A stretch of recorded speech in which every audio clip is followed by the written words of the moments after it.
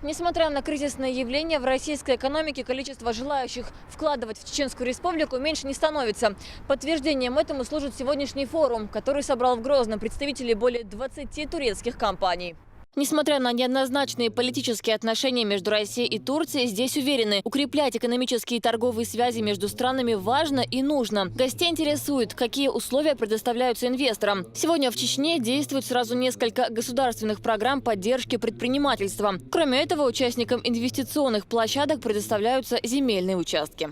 Помимо тех льгот, которые были уже озвучены, там, и дополнительно льгот, которые предоставит федеральный центр, у нас есть основная такая поддержка этому инвестору. Это создание инфраструктуры за счет средств бюджета, в том числе федеральный, региональный, местный.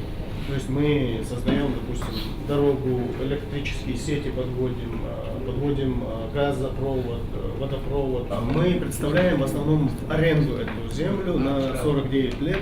Помимо бизнесменов, в российско-турецком деловом форуме приняли участие и официальные лица, представляющие Министерство экономики Турции и Союз экспортеров Восточного Причерноморья. Они уверены, Чеченская Республика сегодня выгодная инвестиционная территория юга России.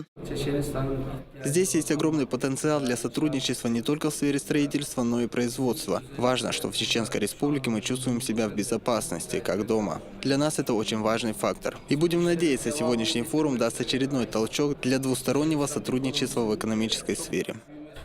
У каждого бизнесмена свое видение дальнейшего развития потребительского рынка. Мухсин Газиток – представитель одной из крупнейших в Турции компаний «Аскаре Цемент». Она выпускает до 9 миллионов тонн продукции в год. В Чеченской Республике предприниматель впервые, однако уже строит амбициозные планы. Если переговоры пройдут успешно, компания планирует построить в Чечне цементный завод. Он уверен, стройматериалы – самая выгодная сфера для вложения инвестиций.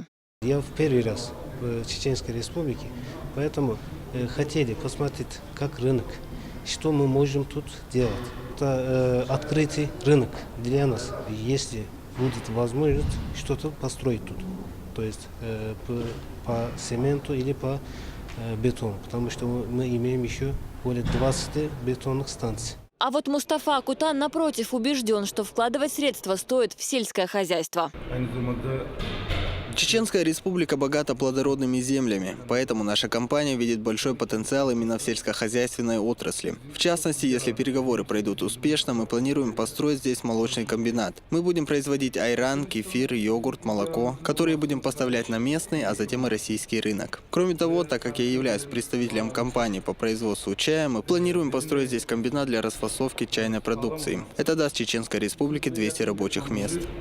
Позже турецкие бизнесмены презентовали чеченским коллегам свою продукцию. Сами предприниматели называют такие встречи уникальной возможностью наладить связи напрямую с будущими партнерами и развивать взаимовыгодное сотрудничество без участия посредников. Она редкая возможность у нас в нашей профессии выпадает напрямую с производителями этой продукции разговаривать.